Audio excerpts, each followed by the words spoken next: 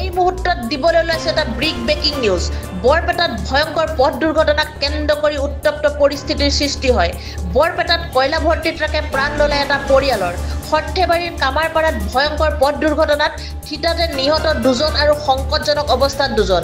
Truck আৰু বাইকৰ মাজত মুখামুখি সংঘৰ্ষ। থিতাতে নিহত 2জনৰ ভিতৰত এজন সৰ্থেবাৰীত তামুলী চুবাৰ দুলাল ডেকা আৰু দুলাল ডেকাৰ পুত্ৰ মৌচুম ডেকা থিতাতে মৃত্যু হয় বুলি জানিব পৰা গৈছে। আনজন ব্যক্তি বৰ্তমানলৈ চিনাক্ত হোৱা নাই।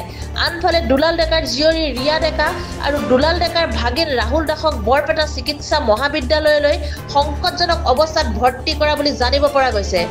AS17B6496 নম্বৰৰ তীব্ৰবেগী ট্ৰাকে এখন বাইকক খুন্দা মাৰে। থিতাতে বাইক আৰোহী 2গৰাকী নিহত হয় বুলি জানিব পৰা গৈছে। বাইকৰ নম্বৰ এতিয়াও চিনাক্ত হোৱা নাই। পথত থকা 2জন লোক আহত হয়। লোক 2জনক বৰপেটা ফকৰুদ্দিন আলী মেডিকেল কলেজ হস্পিটেললৈ প্ৰেৰণ কৰে স্থানীয় ৰাইজে। থিতাতে মৃত্যু হয় 2জন লোকৰ আৰু 2জনক সংকটজনক অৱস্থাত বৰপেটা ফকৰুদ্দিন আলী আহমেদ চিকিৎসা মহাবিদ্যালয়লৈ লৈ যোৱা হয়। ঘটনাস্থলীত সৰ্থেবাৰী আৰক্ষীৰ এটি দল উপস্থিত হৈ পৰিৱেশ নিয়ন্ত্ৰণ কৰিবলৈ চেষ্টা কৰে।